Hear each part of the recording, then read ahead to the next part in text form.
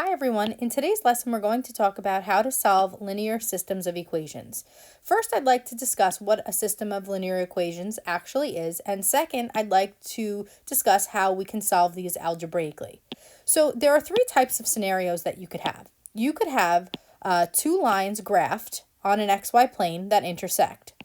So something like this. You could have a point where you have two lines that don't intersect, and you can have an example where you have a line and another line directly on top of it, meaning they have the same line. So in all three of these scenarios, I want to discuss the solutions. So if you look at this first scenario, this point of intersection is our solution. And our solution is going to be in the form x comma y. It's going to be a point. So in this particular example, we have one solution. And again, that solution will be in the form x comma y. Now, if you look at the second example that I drew, you can see here that these are parallel lines. They're never going to intersect, therefore we will have no solutions.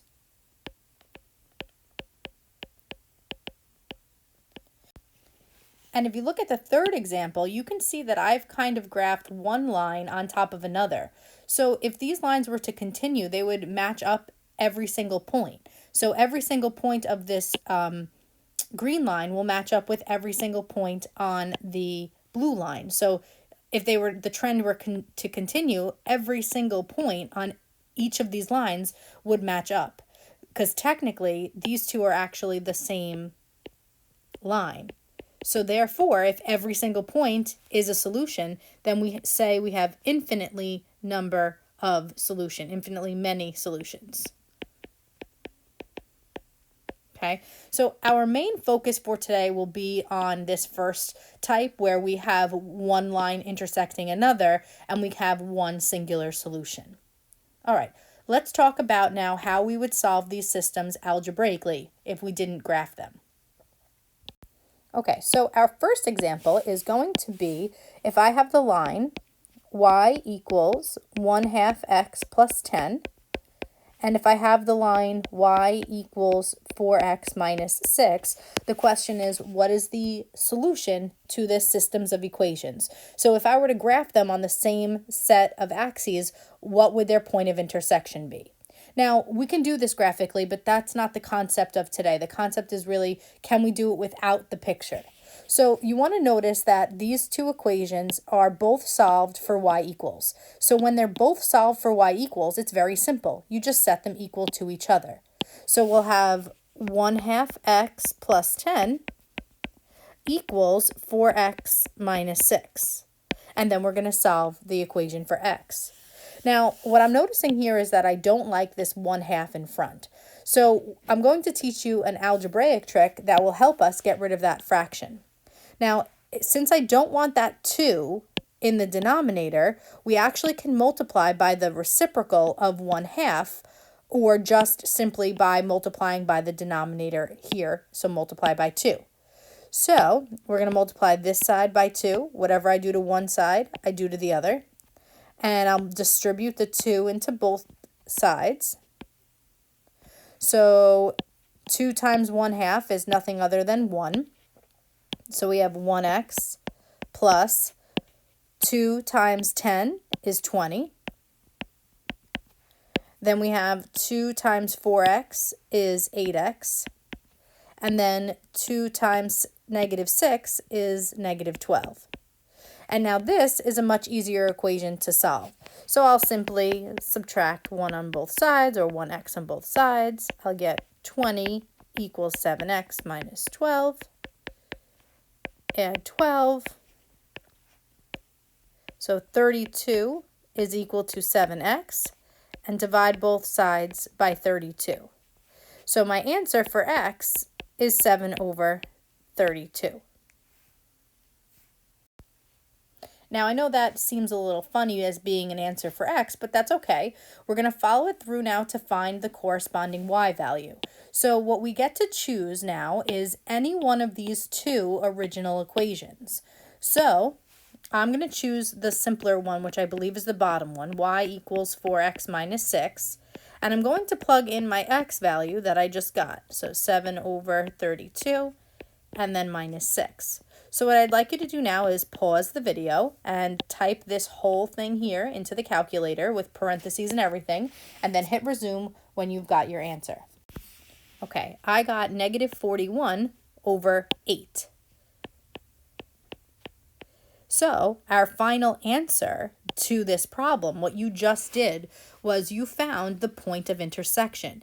And our point is always x comma y. So you do the x value first, then the y value. And this is my final answer to the system of equations. So if I graph them, these would be the x coordinates and the y coordinates. Okay, so just to review the steps that we did.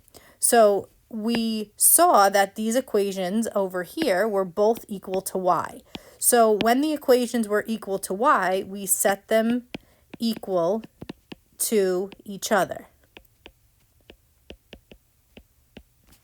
And then we substituted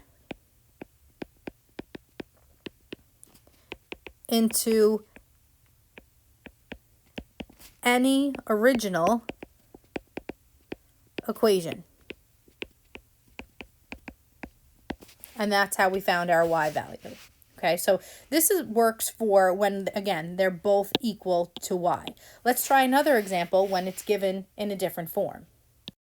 Okay, so example number 2 we'll say is y equals 3/4 x minus 4, and 2x plus 4y is equal to 24. So in this case, they're not set equal to y. Now, theoretically, you could get it equal to y, the bottom one, and then set them equal to each other, if that way works for you. But I'm thinking there's another method that I'd like to show you, and this method is called substitution. So do you see here how this equation is solved for y, but this one's not? What you can do is you can say, okay, well, if y is equal to this negative 3/4 x minus 4, then I can go ahead and substitute it in for that y there. And this is called the substitution method. So we're going to start with 2x plus 4y equals 24. And everywhere we see a y, we're going to substitute it with 3/4 x minus 4. So what I did, just to reiterate, was this was equal to y. So I put that y in here, and substitute it. And now we're just going to solve. So we're going to first need to distribute this 4 into here and here. So we have 2x plus, now in your calculators, type 4 times 3/4. You should notice these 4's cancel. So you should just get 3, so 3x. And then you do 4 times negative 4 is negative 16 equals 24. And then we just solve. So we can add these two terms together. So we have 5x minus 16 equals 24. Add 16 to both sides. We get 5x equals 40. Divide both sides by 5, and we should get 8. So we're halfway there. We now need to find the y value. So just like we did in the other example, you can choose either one of these original equations to solve for y. But let's be smart about it. This equation's already solved for y, so why not use that one? So we have y equals 3/4 x minus 4. And everywhere I see an x, I'm going to plug in 8. So 3/4 times 8 minus 4. Now take a minute, throw all of this into your calculator, just the way you see it. Hit resume for the answer. Okay, you should have gotten that y was equal to 2. So your final answer is a point, 8x, y, 2. Final answer for my point of intersection. And the method that we used here was substitution. Perfect. All right, I've got one more example to show you. Okay, so this is example number 3. We'll say 5x plus 4y equals negative 30. 3x minus 9y equals negative 18. So what I want you to recognize is that this information is given in a different form. The x's are on top of each other, the y's are on top of each other, and then the numbers. So the process that we're going to use here is called elimination. And the goal is going to be to eliminate one of the variables. So I'm going to choose to eliminate the x's. You can choose to eliminate the y's if you'd like. But to eliminate the x's, what we're going to do is have to multiply the top equation by 3 and the bottom equation by 5. So basically what I'm doing is I'm taking this coefficient, bringing it up here, and I'm taking this coefficient and bringing it down here. By doing so, when I distribute these numbers, 3 times 5x will give me 15, and 5 times 3x will also give me 15, so it'll be easy to eliminate. So the biggest thing that you want to do here is make sure you have one of them to be negative. It doesn't matter which one, so I chose the bottom one, and you can solve. So take a minute and distribute this 3 into every single piece, and distribute this negative 5 into every single piece, and then hit resume when you're ready for the answer. Okay, so you should have gotten 15x plus 12y equals negative 90, and negative 15x plus 45y equals 90. And now our goal is going to be to add these two equations together. And what you should notice is that the 15x plus negative 15x will cancel. And if we add 12y plus 45y, we get 57y. And if we add negative 90 to 90, we get 0. Divide both sides by 57, and we get y is equal to 0. Now, this may seem strange, but it's totally okay to have a y value of 0. And now, just like before, we pick any one of our original equations, plug in our y to get our x. So I'm going to choose my original equation to be 5x plus 4y equals negative 30. And this time I'm substituting y, not x, and solving. So 5x plus 0, because 4 times 0 is 0, so we don't even need to actually write that. So we'll get 5x is equal to negative 30, divide both sides by 5, and we get x is equal to negative 6. So to put it all together, our intersection is x, negative 6, y, 0. And that is my final answer. All right, that's it for today. If you have any questions, please let me know.